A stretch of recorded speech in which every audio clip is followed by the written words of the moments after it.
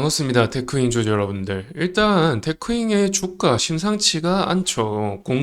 단일 공급 계약 공시를 통해서 주가를 끌어올린 다음에 악재 공시를 나흘 뒤에 내면서 주가를 끌어내리고 있습니다. 현재 대주주도 매도세에 올라타고 있고요.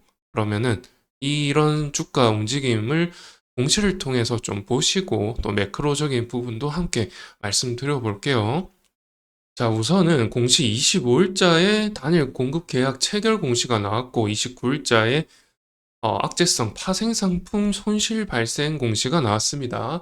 그 내용을 좀 보시게 되면 자, 단일 공급 계약 체결 마이크론향으로 5% 매출액의 5%에 해당하는 72억 정도의 계약 공시를 했죠. 24년 6월 달에 체결해서 7월 달까지니까 3분기의 실적에 해당하는 공시가 되겠습니다. 여하튼 이렇게 공시를 내므로써 보시다시피 그 공시 이후로 사흘간의 상승세를 이어나갔었죠. 자, 그러고 나서 지금 나온 공시 한번 보도록 할게요. 파생상품 손실 공시입니다. 자기 자본의 5%에 해당하는 108억에 해당하는 이 파생상품 손실 공시인데 이게 그냥 간단하게 말하면 환율 상승으로 인한 환손실이다라고 보시면 되고요. 환손실로 108억의 손실을 봤다라고 합니다. 자, 이 공시를 통해서 이렇게 음봉을 그리고 있다라고 보여지고 저 공시를 통해서 일단 단일 공급 계약 체결 공시는 그냥 무용지물이 되었죠.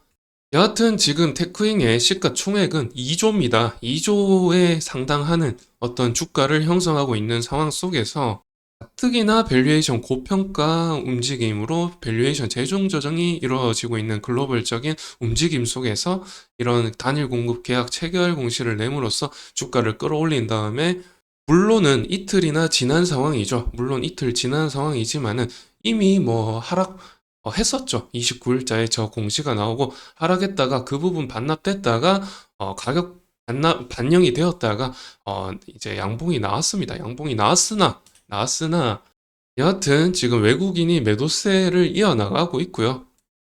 그리고 보시다시피 뭐 대주주 JP 모건도 뭐 매도한 지는 좀 되었죠. 18일, 19일자지만은 여하튼 간에 이렇게 좀 빠져나가는 지분을 줄이고 있는 추세 속에서 다시 늘리지도 않고 있는 상황입니다. 자, 그런데 테크윙이 왜 이 3일 동안 그 악재 공시가 나오고 나서 3일 동안 올랐냐를 말씀을 드리자면 일단은 금리 얘기를 할 수 있죠. FOMC에서 발표하기를 이제 9월 금리 인하 확률이 거의 100%의 이제 좀 확률로 나오고 있습니다. 비둘기파적인 얘기가 나오고 금리가 다시 인하될 어떤 근거가 충분하다라는 식으로 발언을 하면서 9월 달에 금리 인하 100% 가능성이 나오고 있고 이제 빅스텝으로 그 0.5% 인하 얘기가 또 나오고 있는 상황입니다.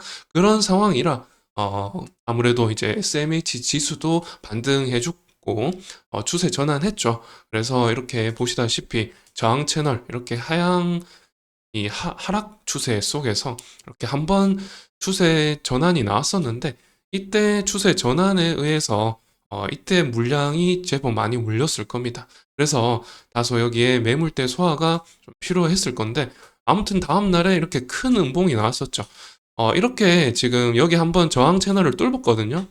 좀 확대를 해보면은 저항 채널을 한번 뚫었을 때 이때 아마 그 신용이라든지 이런 매물이 굉장히 많이 들어왔을 겁니다. 그래가지고 이때의 그 물량을 털어내기 위해서 이렇게 개미 털기로 장대 음봉이 나왔죠. 이렇게 되면 신용 들어갔던 사람들 손절할 수밖에 없죠. 한번 털어내고 이렇게 갭 상승이 크게 나왔습니다. 지수인데 반도체 지수가 이렇게 크게 올랐다. 여하튼 간에 일단은 뭐 상승 전환했다라는 부분이 다소 긍정적으로 반영되고 있다라고 하시면 되겠고 그렇다 보니 삼성전자도 3일 내내 양봉 나왔었죠.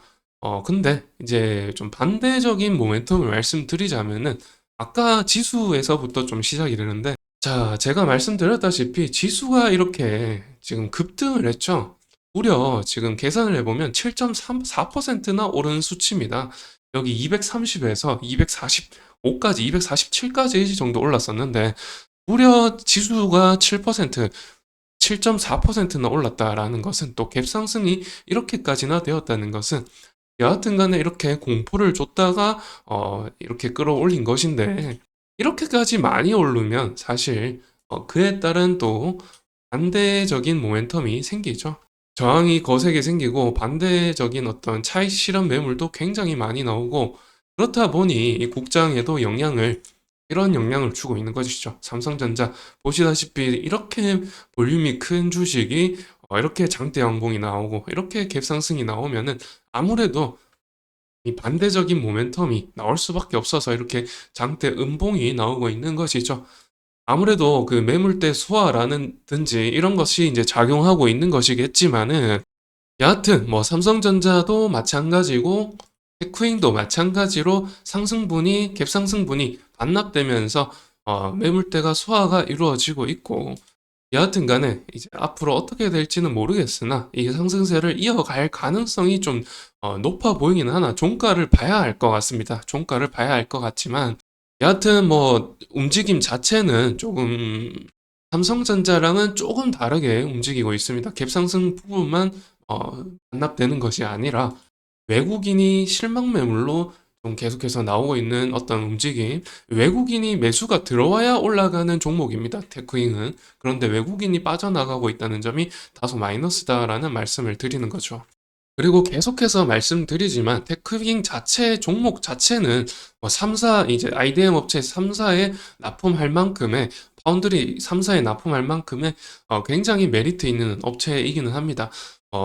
장비 자체가 워낙에 프로브랑 핸들러가 워낙에 이제 고급 기술력을 가지고 단독 공급할 만큼의 어떤 모멘텀은 있으나, 제가 누누이 말씀드렸지만 일단 매출액 상승분이 이미 뭐 7,500억까지, 많이 잡아도 7천억까지 올라갈 가능성이 있어 보이는데, 그 7천억까지 올라간다고 했을 때 가정해서 계산을 해드렸죠. 투자지표 계산을. 그랬을 때 여기에 이제 21년도에 업황이 좋았을 때의 당기순이익 3배로 계산을 해서 이걸로 계산을 해드렸죠. 330억으로 계산을 해드렸는데, 이거에 3배 정도 올라간다고 계산을 해드렸을 때 EPS적으로나 BPS적으로나 여러모로 지금 시가총액은 충분히 반영이 많이 되어 있는 상황이라서, 여하튼 간에 지금 이런 상황이고 금리가 인하된다면 환율도 떨어질 것이죠. 그러면은 이제 외국인이 들어올 법도 한데 빠지고 있죠. 외국인이 금리가 인하되면 이 한 차익을 위해서 들어올 법도 한데 빠져나가고 있는 상황이라, 여하튼 간에 뭐 제가 다른 영상에서는 말씀드렸지만 그런 움직임은 있습니다. 환율이 1385원에서 1390원에 형성될 때 피크라고 생각하고 피크아웃을 감안을 해서 그때 들어와서 1370원 좀, 이제 1370원 초반, 1360원 후반 이렇게 바라보고 한 차익을 바라보고 좀 그렇게 이제 외국인이 나가는 움직임은 보여주고 있으나, 그런데 달러가 이제 피크일 때 들어온 게 아니라 지금 외국인이 지금 나가고 있는 상황은 애초에 피크일 때 들어와서 피크아웃해서 이제 뭐 1360원 후반이나 1370원대에 나가는 이런 움직임이 아니라 계속해서 이제 뭐 피크랑 상관없이 빠져나가는 움직임이라 다소 불안하다라는 말씀을 드리는 거죠. 여기부터 매도세를 이어나가고 있다는 것이 다소 불안하다라는 말씀을 드리는 겁니다. 여하튼 간에 테크잉의 어떤 이 음봉은 다소 이제 종가를 봐야 알겠으나 다소 좀 불안한 움직임을 좀 반영하고 있는 음봉 캔들이 아닌가라고 말씀을 드리는 겁니다. 그래서 이런 시나리오 좀 안전하게 투자하라는 말씀을 드리는 거고요. 여하튼 간에 그 시총 아무리 이제 매출액을 많이 잡아도, 당기순이익을 많이 잡아도 그 22년도에 3배 정도 잡을 수 있겠는데, 그렇게 잡아들여서 지표를 계산을 하더라도 이제 엔비디아보다도 조금 높은 수준이고, 하이닉스보다 조금 높은 수준이고 엔비디아보다 조금 낮은 수준이라고 말씀드렸죠. 그래서 제가 이제 말씀 좀 안전하게 투자하시라는 말씀을 드리면서 이번 영상을 마치고요. 여하튼 간에 다음 영상에서 또 새로운 이슈 가지고 찾아뵙도록 하겠습니다. 감사합니다.